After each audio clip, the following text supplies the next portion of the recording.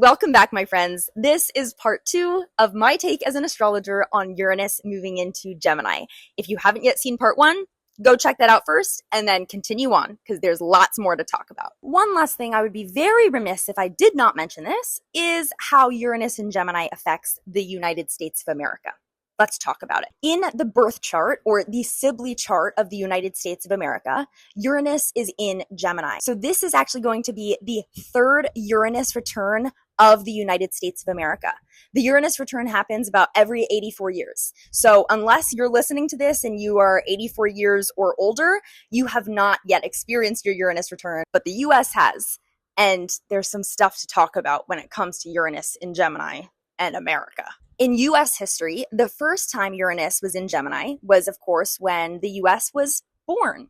It was the American Revolution. So that was a big deal. And of course, was a time of war and chaos and quite literally rebellion.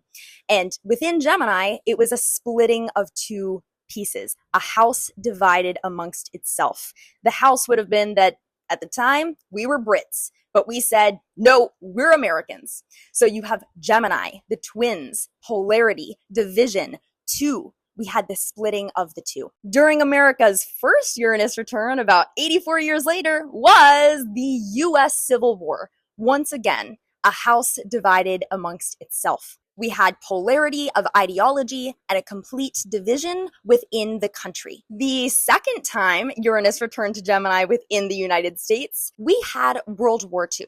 And specifically for American history, that was when Americans joined the war.